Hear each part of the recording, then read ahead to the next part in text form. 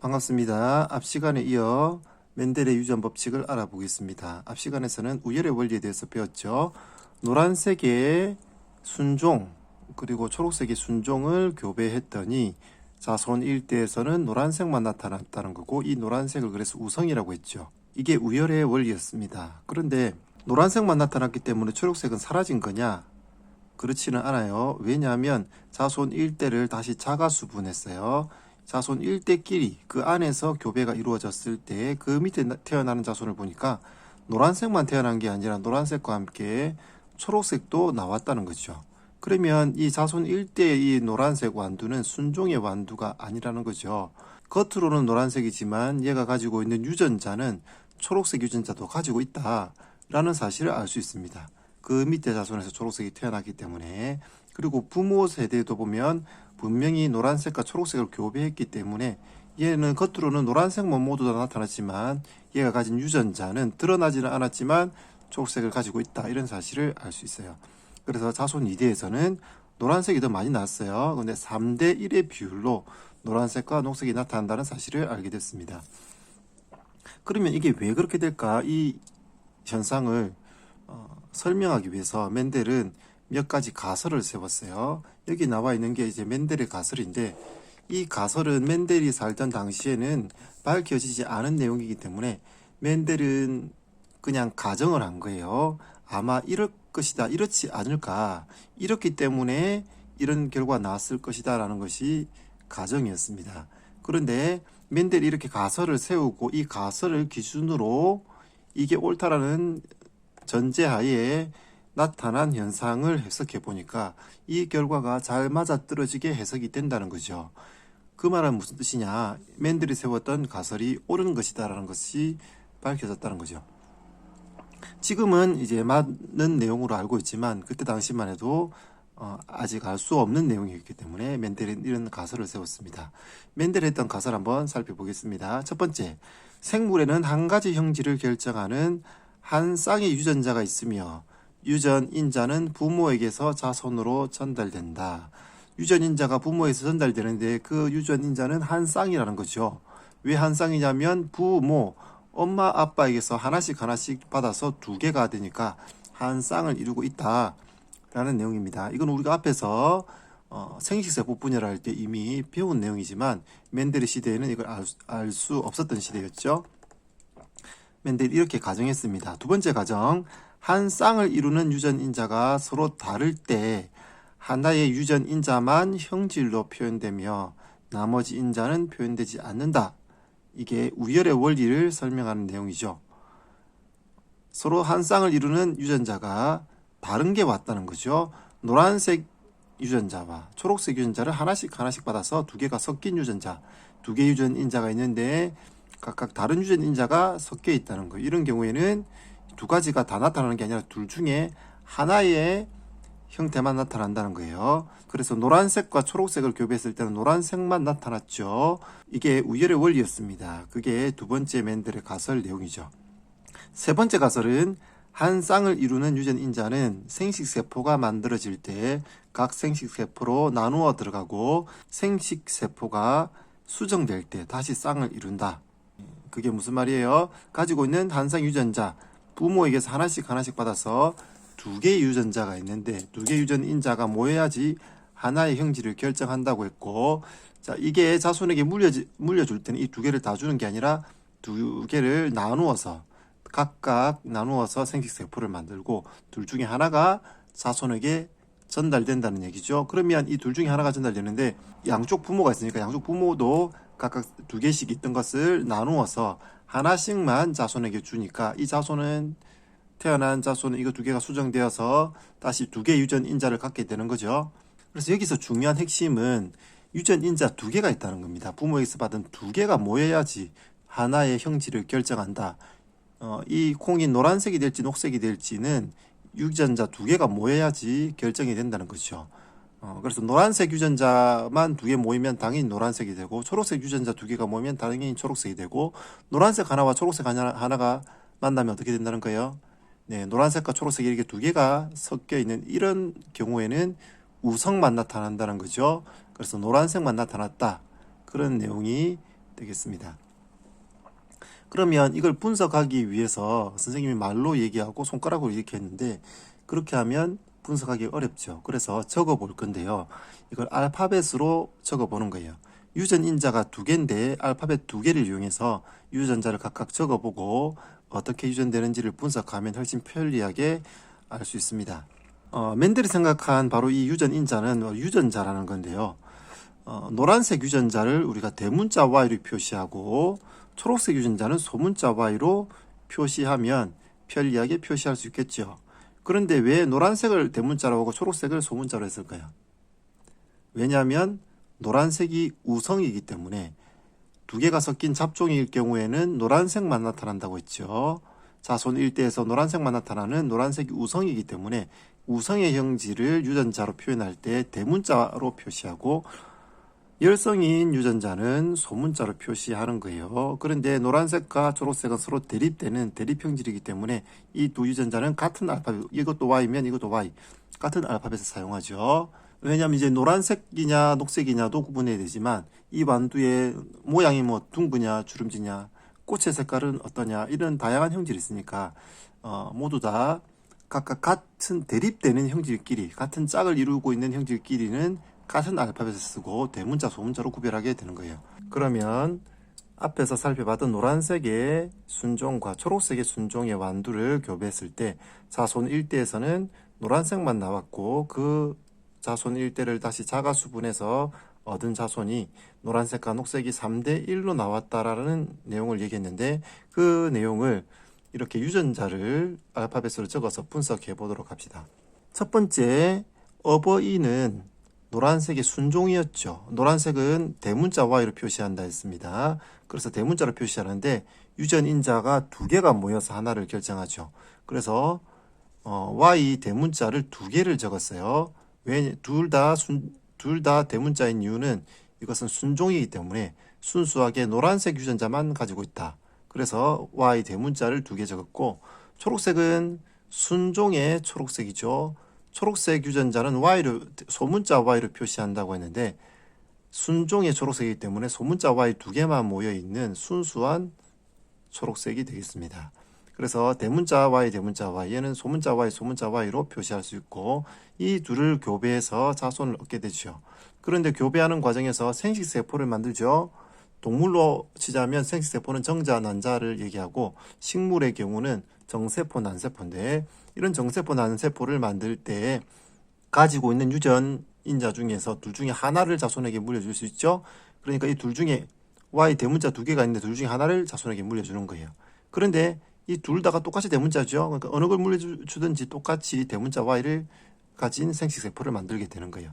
초록색도 마찬가지로 소문자 Y만 두 개 있기 때문에 어떤 걸로 생식세포를 만들든지 생식세포는 무조건 소문자 Y를 가진 생식세포가 되겠죠. 그러면 이 생식세포와 이 생식세포가 만나서 자손 1대를 만들게 되는데 여기서 대문자 Y를 받고 여기서는 소문자 Y를 받았으니까 자손은 당연히 대문자 하나 소문자를 하나를 가지는 자손 1대가 만들어지겠죠. 이렇게 대문자와 소문자 다른 유전자가 섞여 있으면 어떻게 돼요?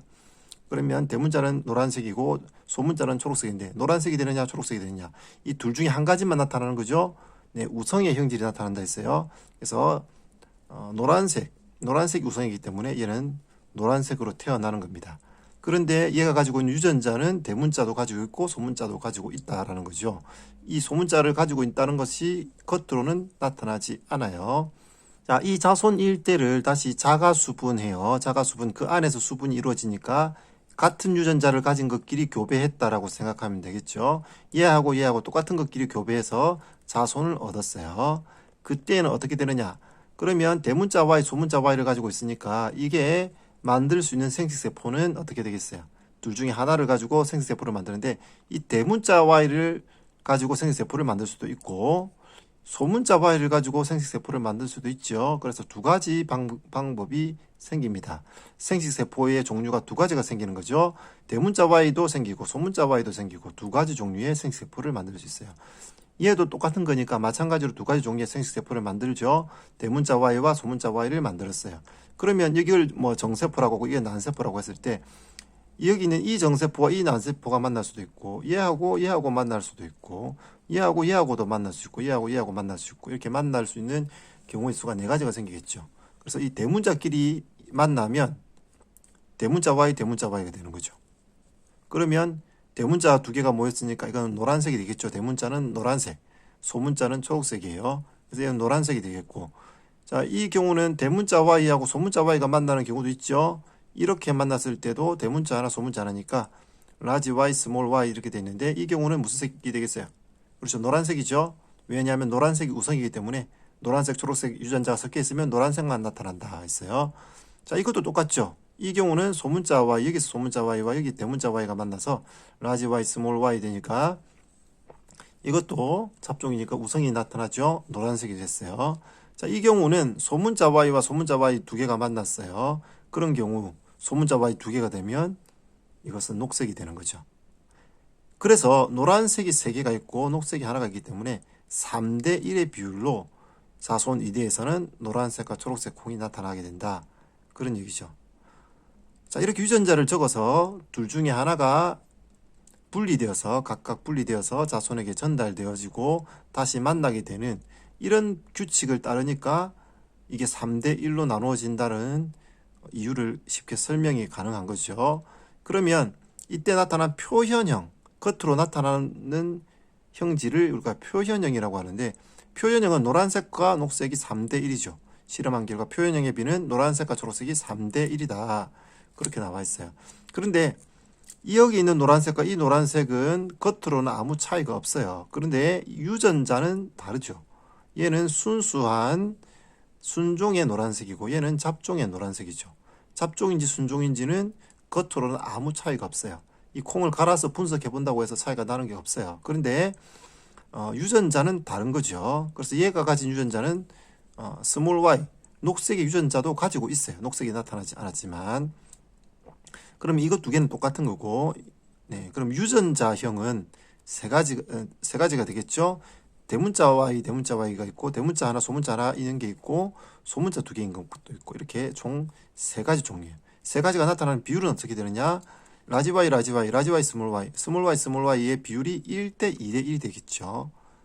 네, 그리고 이거 2개는 똑같이 표현형은 이 2가지는 노란색이기 때문에 노란색과 초록색의 비율은 3대 1이 되는 거예요. 이렇게 해서 노란색 완두와 초록색 완두의 순종을 교배해서 자손 1대를 얻고 자손 1대를 자가수 분해서 자손 2대에서 3대 1의 비율로 노란색과 녹색이 나타나는 현상을 설명할 수 있었습니다.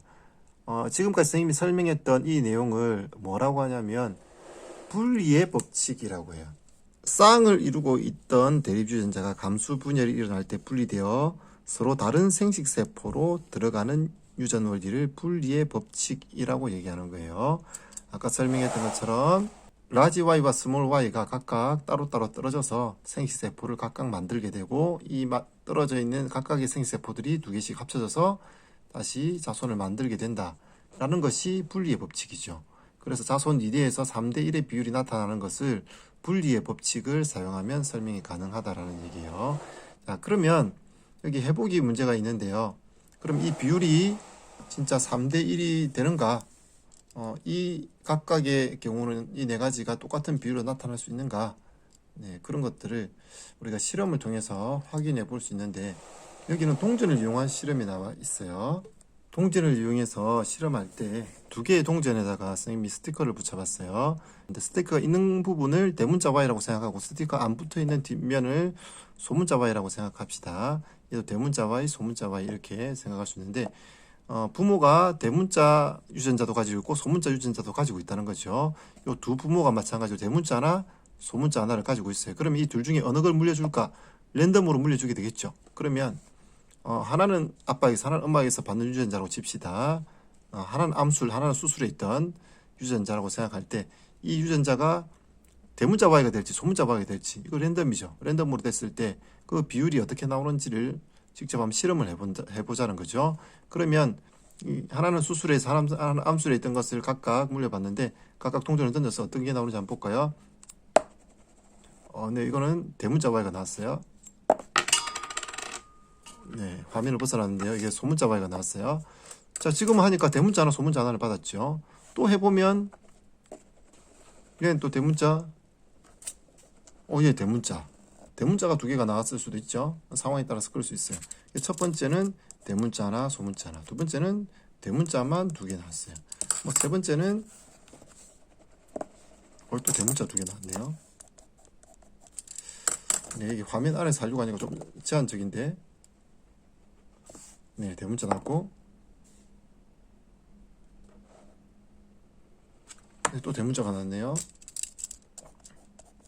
뭐 이렇게 이런 식으로 해보자는 거죠. 그렇게 해보면, 그럼 이게 통계를 내보면 선생님은 지금 보니까 대문자 Y가 좀 많이 났어요. 이 두 개 섞인 거는 하나가 났고, 그러면 소문자 Y는 안 나왔죠. 근데 물론 이제 좀 더 해보면 나올 수 있는데, 랜덤으로 이렇게 했을 때 이 비율이 몇 대 몇 대 몇이 되는지를 실험해 보자는 거예요. 근데 이렇게 쌤처럼 이렇게 여기는 5번 해보라고 되어 있는데 5번만 해가지고는 이 비율이 의미 있는 비율이라고 볼 수가 없어요. 그런데 왜 5번 하라고 했냐면 5번을 한 명이 5번을 하고 한 반의 학생들이 전부 다 5번씩 해가지고 그 비율들을 전부 다 더하는 거죠. 네, 그러면 뭐 5개씩 하고 한 반에 뭐 학생이 30명이라면 3, 5, 10, 한 150번 150번에 실험을 하게 되면 좀 의미 있는 비율이 나올 수 있어요. 그렇게 된다면 실제로 대문자 Y가 1대 2대 1의 비율이 나오게 될 거예요. 딱 맞아 떨어지지 않지만 횟수를 많이 하면 많이 할수록 대문자 Y 두 개가 되는 경우, 소문자 Y가 두 개가 되는 경우, 대문자 소문자가 이렇게 섞여 있는 경우 이 비율이 1대 2대 1이 될 거예요. 그래서 유전자형이 1대 2대 1이 되고, 이거 두 개는 다 노란색이고 이거는 녹색이니까 노란색과 녹색의 비율이 3대 1이 된다는 사실을 확인할 수 있는 실험이 되겠습니다. 그래서 이거 적은 횟수만 했을 때는 이 비율이 1대 2대 1이 안 나오죠. 그런데 횟수를 많이 하게 되면 1대 2대 1의 비율이 나오게 될 거예요. 왜냐하면 총 경우의 수는 4가지죠. 수학적으로 생각하면 둘 다 앞면인 경우 한 가지 있고, 얘는 뒷면인 경우가 있고, 얘는 앞면, 그리고 둘 다 뒷면인 경우도 있고, 그 다음에 얘가 앞면이고 얘가 뒷면인 경우도 있어요. 그래서 대문자 소문자가 나오는 경우는 이렇게 되는 경우와 이렇게 되는 경우, 이렇게 두 가지가 있고, 둘 다 앞면인 경우, 둘 다 뒷면인 경우는 한 가지씩이기 때문에 얘가 나올 확률은 절반이고 얘는 2배가 되겠죠. 그래서 1대 2대 1의 비율이 나오게 되겠습니다. 자, 오늘 수업은 여기까지 하고 퀴즈 과제 잘 풀어서 제출해 주세요. 다음 주에 봅시다.